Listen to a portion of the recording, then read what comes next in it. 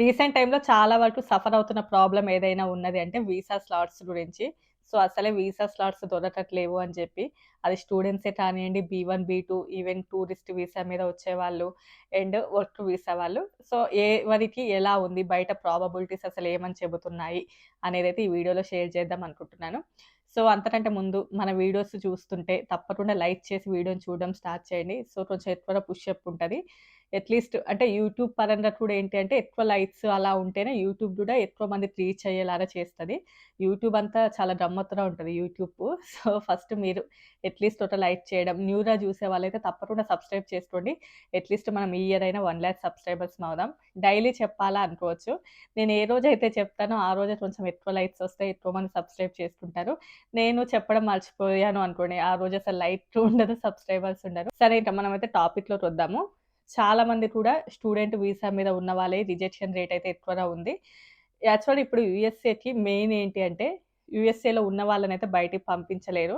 But బయట ఉన్న వాళ్ళని యూఎస్ఏకి రాకుండా అయితే ఆపొచ్చు. దానికి చాలా రకాల రీజన్స్ ఉంటాయి. ఫర్ ఎగ్జాంపుల్ మనం చెప్పుకోవాలంటే సోషల్ మీడియా పెట్టిందే.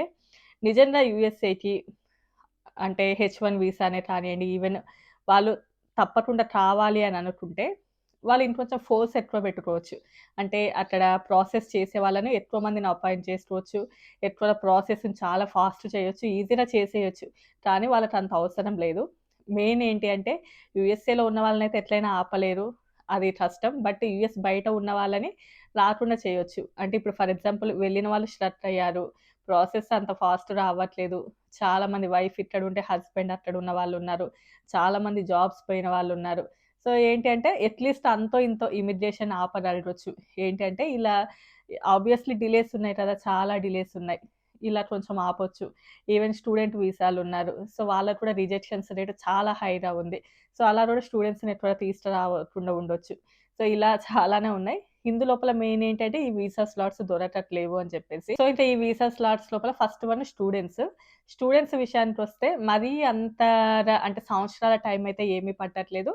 స్టూడెంట్ వీసా స్లాట్స్ అయితే ఆల్‌మోస్ట్‌గా ఓపెన్ అవుతూనే ఉన్నాయి అని చెప్పి.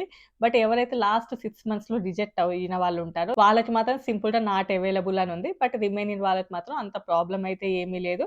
స్టూడెంట్ వీసా స్లాట్స్ అనేవి అవైలబుల్‌గానే ఉంటున్నాయి అని చెప్పి.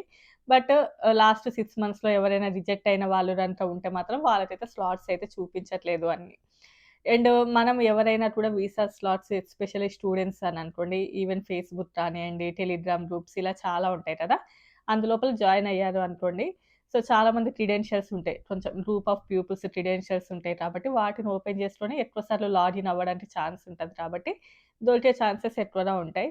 సో, మీకు ఒక టిప్ ఏంటంటే ఎవరైనా సో, అలాంటి చోట్ల జాయిన్ అవుతే బెటర్. అలా అని చెప్పేసి నమ్మకం లేని చోట మీ క్రెడెన్షియల్స్ అవిస్తే చాలా ప్రాబ్లమ్ అవుతది. సో, మీ క్రెడెన్షియల్స్ ఇవ్వకుండా జస్ట్ అలాంటి గ్రూప్‌లలో జాయిన్ అయ్యారు అనుకోండి, వాళ్ళు ఎప్పుడైతే స్లాట్స్ ఓపెన్ అయ్యారనుకోండి, వెంటనే మెసేజ్ పెడుతూ ఉంటారు ఆ గ్రూప్‌లలో. సో, స్లాట్స్ ఓపెన్ అయ్యాయి అని చెప్పి. వెంటనే మీరు లాగిన్ అయ్యారనుకోండి, మీకు దొరికే ఛాన్సెస్ ఉంటాయి. సో, స్టూడెంట్స్‌కైతే మరీ అంత ప్రాబ్లమాటిక్ అయితే కాదు. బట్ ఎవరైతే రిజెక్ట్ అయినారో వాళ్ళకి మాత్రం దొరికే ఛాన్సెస్ చాలా తక్కువ అని చెప్పేసి. నెక్స్ట్ వన్ వచ్చేసి టూరిస్ట్ వీసా మీద. అదే పేరెంట్స్ ఎవరైనా యూఎస్ రావాలి అనుకున్న వాళ్ళకైనా కూడా, వాళ్ళకేంటి అంటే సెప్టెంబర్, ఈవెన్ అక్టోబర్ ఆ టైం లోపలైతే స్లాట్స్ చాలా వరకు అవైలబుల్‌గా కనిపిస్తున్నాయి అని చెప్పి. సెప్టెంబర్, అక్టోబర్ అంటే ఇప్పుడుందా? ఇంకా ఆల్‌మోస్ట్ 6-7 మంత్స్ ఉంది కదా అనుకోవచ్చు. ఫస్ట్ థింగ్ ఏంటి అంటే మీరు ఒక అపాయింట్‌మెంట్ అనేది తప్పకుండా ఉండాలి. ఎందుకంటే ఇప్పుడున్నటువంటి టైం లోపల ఈవెన్ ఆ అపాయింట్‌మెంట్స్ దొరకడం కూడా చాలా వరకు కష్టంగా ఉంది. బట్ ఈ ఎవరైతే ఈ టూరిస్ట్ వీసా మీద ఉన్నారో వాళ్ళకి కూడా ఏంటంటే జూన్, జూలై ఆ టైంలో గూడా కనిపిస్తూనే ఉన్నాయి వీసా స్లాట్స్ ఎవ్రీ మంత్ కూడా. ఈ టూరిస్ట్ వీసాలకి అని సంబంధించి. సో, వాళ్ళకి కూడా పెద్దగా అంతనైతే ప్రాబ్లమ్ అయితే లేదు అని. బట్ ఒక ఎమర్జెన్సీ వీసా స్లాట్ అసలు ఎప్పుడు కనిపించినా గూడా అప్పుడు ఒకటైతే బుక్ చేసుకోవాలి. అలా బుక్ చేసుకుంటే ఏంటంటే ఫ్యూచర్‌లో మీరు కావాలి అనుకుంటే దాన్ని ఎమర్జెన్సీగా గూడా చేసుకోవచ్చు. బట్ ఇప్పుడున్న పరిస్థితులలో ఎమర్జెన్సీ వీసాస్ గూడా చాలా కష్టంగానే ఉంది. ఒకప్పుడు నేను చెప్పా గదా! నేను ఎమర్జెన్సీ స్లాట్ చేసుకున్నాను అని చెప్పేసి. అప్పుడు ఇంతగా లేదు. ఇంత రష్ లేదు. ఇంత వెయిటింగ్ లేదు. బట్ అప్పుడు కూడా ఇంత ఈజీగా ఏం దొరకల. అప్పుడు కూడా మనకి స్లాట్స్ దొరకాలి అనంటే 3 మంత్స్, 4 మంత్స్ టైం అలా పట్టేది. బట్ ఇట్లా సంవత్సరాల పాటు లేదు గానీ 3-4 మంత్స్ అలా టైం పట్టేది. సో, మేము ముందే బుక్ చేసుకున్నాను. ఆల్రెడీ నా చేతిలో స్లాట్ ఉంది. బట్ దానిని ఎమర్జెన్సీగా మార్పిచ్చాం. అది బయట వేరే వాళ్ళతో ప్రాసెస్ చేపిచ్చాంలెండి గానీ, ఇలా సో, నెక్స్ట్ వన్ వచ్చేసి వర్క్ వీసా వాళ్ళు. సో, వర్క్ వీసా వాళ్ళకి ఏంటి అంటే చాలా వరకు కూడా 2027 వరకైతే అవైలబుల్‌గానే లేవు అని చెప్పి 26 ఆగస్టు, సెప్టెంబర్ ఆ టైం లోపల కొంతమందికైతే దొరికాయి అని చెప్తున్నారు. బట్ అది ఉంటదా? లేకపోతే దాన్నేమన్నా మళ్ళీ పోస్ట్‌పోన్ చేస్తారా అనేది తెలీదు గానీ, ప్రెజెంట్ అయితే ఆగస్టు, సెప్టెంబర్ ఆ టైం లోపలైతే కొంతమందికి దొరికాయి అని చెప్పి. బట్ 2027 వరకు మాత్రం వర్క్ వీసా వాళ్ళకైతే అవైలబుల్‌గా లేవు. సో, ఈ సోషల్ మీడియా పెట్టిందని చెప్పేసి ఆ ప్రాసెస్ చాలా వరకు స్లో డౌన్ అవ్వడం, చాలా వరకు వెయిటింగ్ పీరియడ్ ఉంది. సో, ఇన్ కేస్ మీ చేతిలో గనక ఎలాంటి అపాయింట్‌మెంట్ లేదు, వీసా స్లాట్స్ లేవు అంటే ఇంకా యూఎస్ నుండి బయటికెళ్ళకపోవడమే బెటరు. సో, అక్కడికెళ్ళిన తర్వాత మళ్ళీ చూసుకుందామంటే ఇంకా చూసుకోవడానికి ఏమీ లేదు. సో, ఈ 1 ఇయర్ మాత్రం వర్క్ వీసా వాళ్ళకి ఎస్పెషల్లీ వీసా వాళ్ళకైతే చాలా వరకు కష్టంగానే ఉంది. సో, ఇక నాకు తెలిసిన కొన్ని టిప్స్ చెప్తాను. ఆల్‌మోస్ట్ వీసా స్లాట్స్ 24/7 మనం మానిటర్ చేస్తూనే ఉండాలి. బట్ అన్ని సార్లు మనం లాగిన్ అవ్వలేం. అందువలన ఏంటి అంటే కొంచెం తెలిసిన వాళ్ళు కుదిరితే బయట కన్సల్టెన్సీస్ నమ్మదగిన వాళ్ళకి గనక ఇచ్చారనుకోండి, వాళ్ళ దగ్గర చాలా మందికి యాడ్ అవుతారు. అంటే వాళ్ళ దగ్గర చాలా మంది క్రెడెన్షియల్స్ ఉంటాయి కాబట్టి వాళ్ళు చాలా సార్లు ఓపెన్ చేయగలరు దాన్ని. సో, అలా చాలా సార్లు ఓపెన్ చేయగలరు కాబట్టి వాళ్ళకి ఒక ఐడియా ఉంటది. స్లాట్స్ బుకింగ్ అప్పుడు మీకు గూడా చేసే ఛాన్సెస్ ఉంటాయి. బట్ బయటనే చేపించుకోవాలని ఏమి ఉండదు. మనది మనమే చేసుకోవచ్చు. మా అప్పుడైతే మేమే చేసుకున్నాం. నార్మల్ స్లాట్ మేము చేసుకున్నదే ఎమర్జెన్సీకి బయటకిచ్చాము. సో, నార్మల్ స్లాట్ మనమే చేసుకోవచ్చు కానీ, మన దగ్గర అన్ని క్రెడెన్షియల్స్ ఉండవు కాబట్టి అన్ని సార్లు మనం ఓపెన్ చేయలేము. అది పెద్ద తలనొప్పి. సో, మీకు ఎమర్జెన్సీ అని అనుకుంటే బయట ఇచ్చారనుకోండి ఎక్కువ క్రెడెన్షియల్స్ ఉంటాయి. లేదు అంటే గ్రూప్ ఆఫ్ పీపుల్ కలిసైనా చేసుకోవచ్చు. అండ్ ఇప్పుడు సెకండ్ వన్ ఏంటంటే చాలా సాఫ్ట్‌వేర్స్ చాలా వరకు టూల్స్ వచ్చాయి బయట. సో, దాన్ని బేస్ చేసుకునే చేసుకుంటూ ఉన్నారు కానీ, దానికంటే కూడా మాన్యువల్‌గా చేయడం బెటరు. సో, మాన్యువల్‌గా అయితేనే ఎక్కువ ఛాన్సెస్ ఉంటాయి. సో, ఆ సాఫ్ట్‌వేర్‌ని, ఆ టూల్స్‌ని నమ్ముకోవడం అది కరెక్ట్ కాదు కాబట్టి మాన్యువల్‌గానే చేసుకోండి. అండ్ థర్డ్ వన్ ఏంటి అంటే, మనం ఎప్పుడైనా స్లాట్స్ చూస్తున్నామనుకోండి, లోపల బాగా బిజీగా ఉన్నప్పుడు వెయిటింగ్ అని వస్తూ ఉంటది.